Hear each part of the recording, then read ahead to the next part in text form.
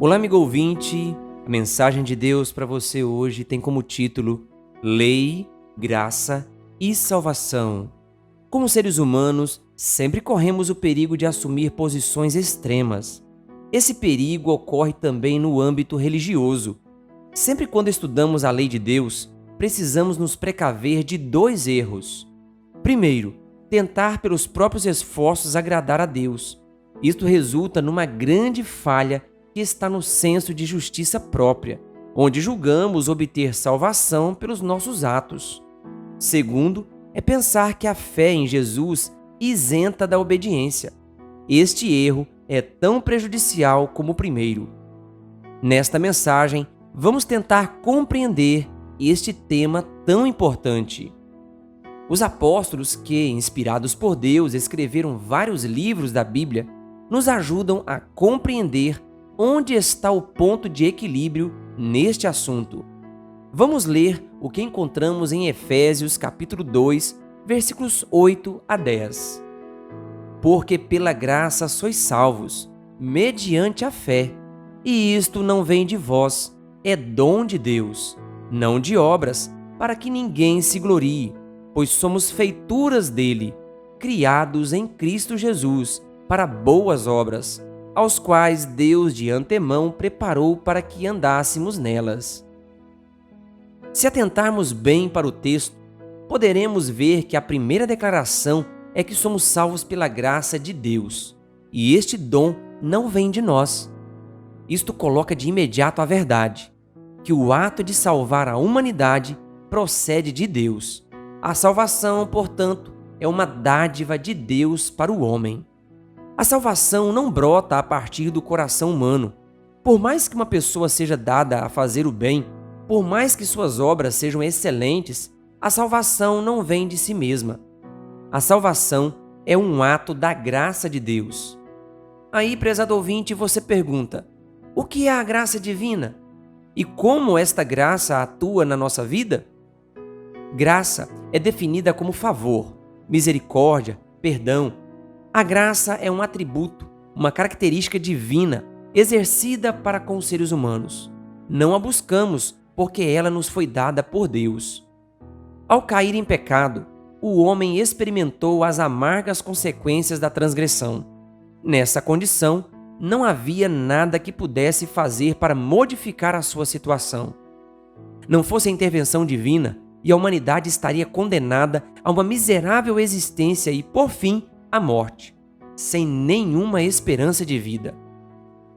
A graça de Deus, que foi primeiramente oferecida a Adão e Eva, e, por extensão, a toda a humanidade, provê uma porta de saída para a condição pecaminosa do homem. Deus, sabendo que o homem por si só nada poderia fazer, já havia estabelecido um plano para a salvação, caso o pecado entrasse no mundo. Deus, em sua misericórdia, executou fielmente o seu plano, e Jesus veio até nós, pagou o preço que o pecado exigia, a morte. Com sua vida santa e sem pecado, e com sua morte em sacrifício, Jesus adquiriu o direito de salvar perfeitamente a todos quantos crerem no seu nome. Tudo o que Deus poderia fazer para salvar a humanidade da condição de pecadores, Deus realizou. O sacrifício de Jesus foi perfeito e completo. Sua ressurreição e ascensão confirmam e provam isso. Assim, o homem não poderia fazer nada para se salvar, porque era impossível para ele, mas Deus providenciou de maneira maravilhosa. E esta maravilhosa graça Deus oferece a todos. É um presente divino para a humanidade. Somente um amor inexplicável é capaz de executar este plano maravilhoso e oferecer gratuitamente, sem que precisemos fazer absolutamente nada. Agora, nós que fomos criados com a capacidade de escolher o que queremos para a nossa vida, poderemos ou não aceitar este precioso presente divino. Está em nós aceitar ou não este sacrifício de amor. Afirmamos que receber da graça de Deus a salvação em Cristo Jesus, sem acrescentar a isto qualquer coisa a mais, é o único meio que a Bíblia apresenta pelo qual devemos ser salvos. Agora que entendemos que somos salvos gratuitamente, quero perguntar: o fato de termos sido agraciados com a salvação em Jesus elimina ou isenta a vida de obediência do crente? A segunda parte do texto lido no princípio esclarece a nossa pergunta. Nos é dito que somos feitura de Jesus, criados para boas obras, preparadas por Deus para andarmos nelas. O fato de termos recebido a salvação em Cristo Jesus pela fé não isenta de termos uma vida de obediência. Os mandamentos de Deus retratam o seu plano de vida, a sua vontade para o ser humano. Deus deseja que sigamos por esse caminho. Justamente é isso que o homem não consegue fazer separado de Jesus.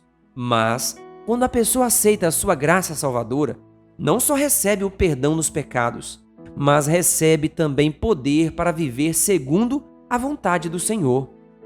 Assim sendo, a vida de obediência não compra a salvação. A vida de obediência é uma consequência natural de alguém que está salvo em Jesus. Em Mateus capítulo 7, versículo 20, a palavra de Deus nos lembra: pelos seus frutos os conhecereis. Uma boa árvore frutífera, bem enraizada, deverá produzir bons frutos. Só saberemos, no entanto, se assim é no momento em que ela produzir. Com o cristão não é diferente. Sua fé se assemelha à raiz. Não pode ser vista, mas quando a raiz do cristão está bem aprofundada e bem plantada em Jesus, os frutos surgirão. Os frutos de uma vida segundo a vontade de Deus são os frutos da obediência. Uma vida sem Jesus é uma vida vazia. O problema não está na lei. O problema não está em Jesus. A dificuldade não está na obediência. O problema está quando alguns querem obedecer à lei por suas próprias forças e pensam com isso estar agradando a Deus e tornando-se merecedores da salvação. A salvação é um presente de Deus e presente é de graça. Aqueles que aceitam este precioso presente, que é o perdão divino, passam a viver uma vida de conformidade com a vontade do Senhor. Deus também dá poder para que se possa ter uma experiência vitoriosa. Quando isso acontece como resultado da presença de Jesus na vida, a obediência não é exercida para salvar, mas como consequência, como resultado de um coração renovado e salvo pela graça do Senhor Jesus Cristo. Quando nos tornarmos semelhantes a Jesus, nossa conduta refletirá o retrato do nosso relacionamento com o Salvador. A obediência não se tornará um fardo, e sim alegria. O cristão sabe que os mandamentos de Deus não são pesados e que, como um pai amoroso que só deseja o bem dos seus filhos, nosso Pai Celestial jamais nos pediria algo que não fosse para nos tornar felizes. Que possamos refletir o amor de Cristo, que nossa vida produza o suave perfume que emana de Jesus.